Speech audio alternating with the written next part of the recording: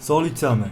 Heute nehme ich euch mit auf eine Reise von ein paar jungen Burschen, die sich auf der Suche nach Abenteuer mit dem Velo nach Italien verirrt haben, mit dem Ziel, in Pisa so einen krummen Turm zu begaffen. Wie es der Haufen von Pümpernüssler und Lausbuben geschafft hat, um einem nächtlichen Unwetter zu trotzen und wieso man besser nicht mit den falschen Leuten wettet, das erfahrt ihr in der nachfolgenden Sendung.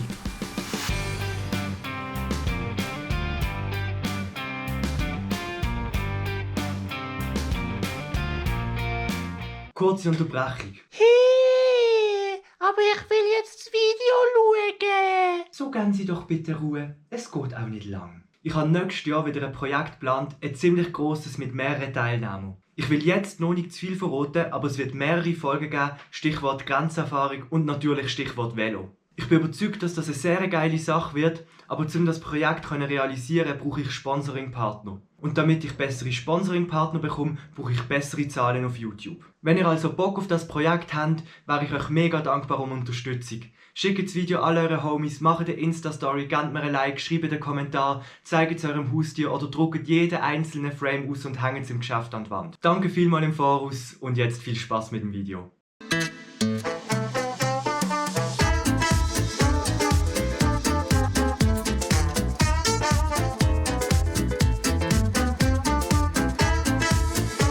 Never give up.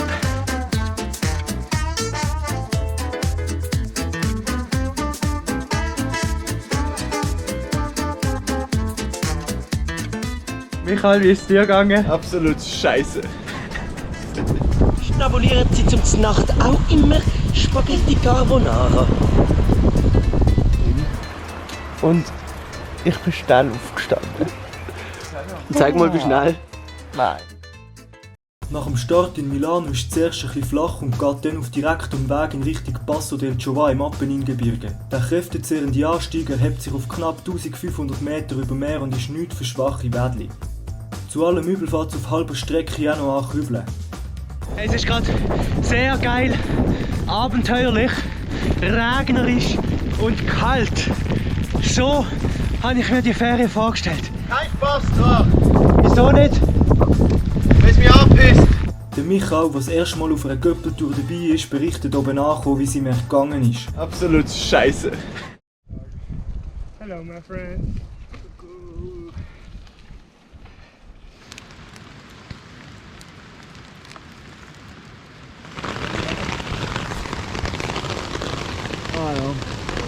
Ich weiß nicht, ob die Nacht gut endet. Es schifft so ein bisschen rein. Ich bin nur halb unter dem Tab. Das machen wir übrigens zum Spass, liebe Zuschauer. Gehen wir mal schauen, wie der Nachbarn so läuft. Boah. Hoi Luca, was läuft? Ich habe ein bisschen zugebaut. Zeigt sie mal ihr Gesicht, ja. Ist Ihnen bewusst, dass sich da ein See anbahnt? Im Stuhl. Nein, unter Ihrem Nest, da ist ein riesen Lachen. Ja, das ist nicht so schlimm. Ich kann da mit der Plane, die ist so ein bisschen rauf. Dann kommt das nicht auf die Plane drauf und dann bleibe ich gebrochen. Okay. Ja, ich muss... Das war nicht im Fluss, mein Herr. Oh, du hast... Aber ich bin jetzt freiwillig. Nein, Digga, lass den Stuhl. Ja, ja. der ist einfach Ah, sorry. nicht so.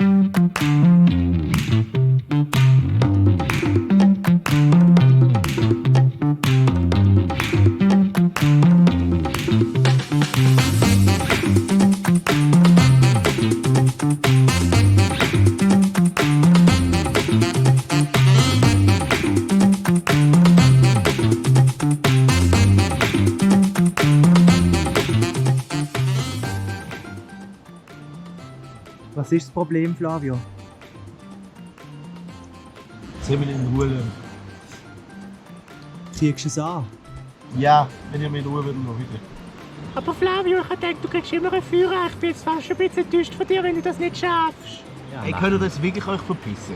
Ihr fragt euch jetzt sicher, wieso es der Kaib euch so dermassen angurkt, dass er mit dem flotschnassen Holz so strauchelt. Neben seinem kränkten Ego gibt es da aber eben noch eine kleine Vorgeschichte. Nachdem der Flavio im Vorfeld gebeten worden ist, die Zunder einzupacken, hat er grosse Töne rausgelassen.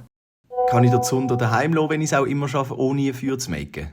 Natürlich, aber wenn du es einmal nicht schaffst, musst du in Unterhose in Pisa über den Platz rennen. Deal! probiere seit etwa gefühlt 2 Stunden Feuer machen. Und es fängt einfach nicht an zu brennen. Ich weiss nicht, was ich will, Alter. Es ist einfach nur noch stupid. Es ist so fucking dumm. Wir brauchen nochmal dünnere Hölzer, oder?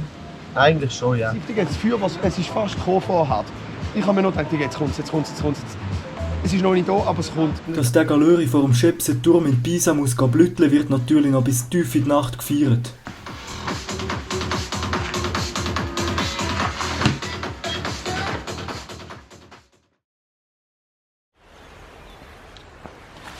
Digga.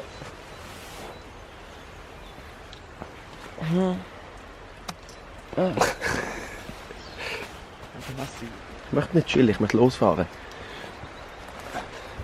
Was möchte sie? Ich würde auch losfahren. Wenn nicht im Schlafsack würdest Das Problem bei dieser Sache ist, dass bis jetzt 2 Leute aufgestanden sind. Und ich bin schnell aufgestanden. Zeig mal, wie schnell. Nein.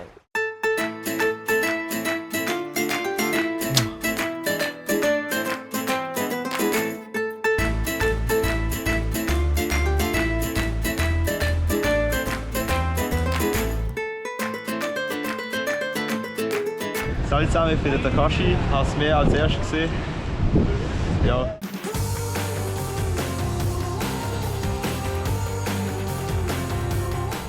Herzlich willkommen zum Passinterview. Ich habe ein paar Fragen. Ich möchte nicht reden. Wieso möchtest du nicht reden? Das ist anstrengend.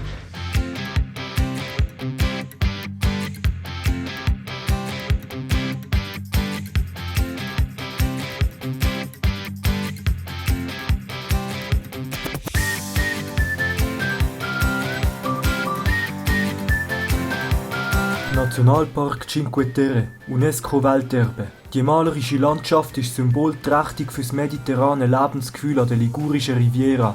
Die beschaulichen Dörfli schmiegen sich sanft an den steilen Hängen und schaffen eine poetische Kulisse für unvergessliche Erinnerungen. Der Luis ist da aber anderer Meinung. Cinque Terre, Bro, wieso gehst du da hin? Also wenn du Bock hast, Touristen anzuschauen, dann sehr gerne, geh nicht an. Es gibt ganz viele Gesichter, die du dort sehen kannst. Aber die Farbe, die bunten Häuschen, kannst du genauso gut hier sehen. Also, das kannst du dir eigentlich schenken, wenn du nicht der grösste Touristenfan bist. Ein einzigartiges Städtchen mit einem kulturellen Reichtum, das können wir uns gar nicht vorstellen. Und das einfach so schamlos darzustellen, als wäre es eine Touristenfalle, gut gar nicht. Wie viel die Panne ist das denn? Es handelt sich um Panne Nummer 3. Nummer 3. Aller schlechten Dinge sind 3. Alle guten Dinge sind 5. Das heisst, wir werden noch 2 haben. Ich prank jetzt den Luis. Die sind gerade am Einkaufen. Ich entscheide selber, wenn ich ein Körbchen will. Und ich habe dem Luis einen Plattfuß gemacht. 2000 Jahre später.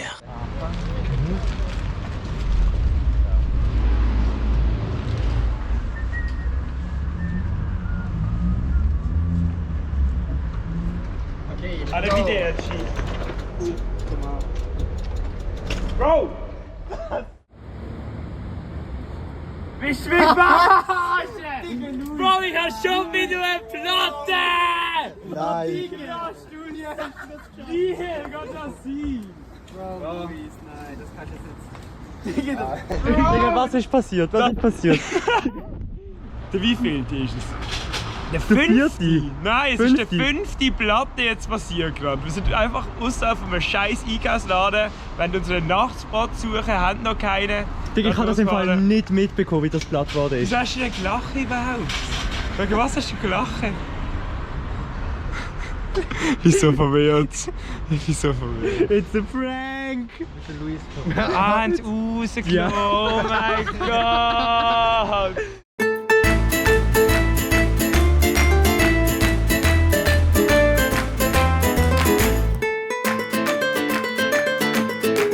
Möchte vielleicht nicht nach viel aussehen, aber wenn man genauer betrachtet, sieht man schon die klare romantische Note aus der damaligen Kunstgeschichte, die damals in Italien prävalent war.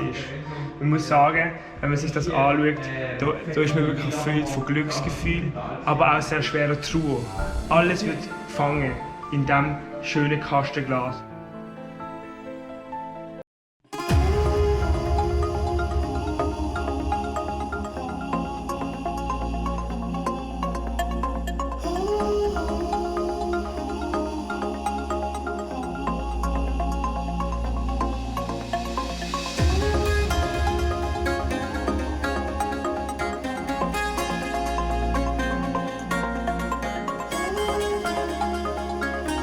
Erdfeind! Das ist literally mein Erdfeind.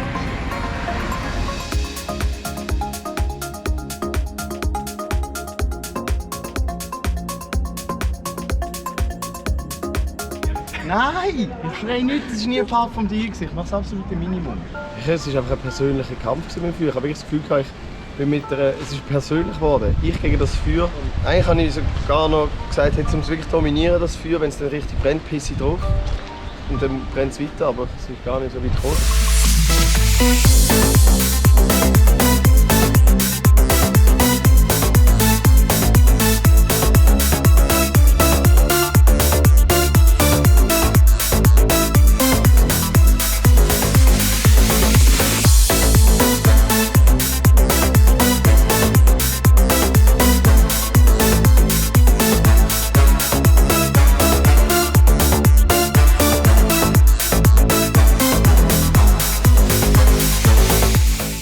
Mein Äpfel ist einfach ganz weiss gesehen.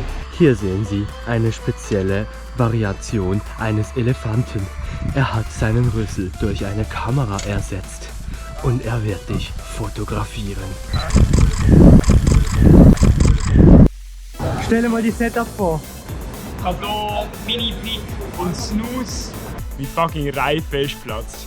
Oh, ich habe vergessen, wieso ich so viel zu überziehe, aber jetzt weiß ich es wieder.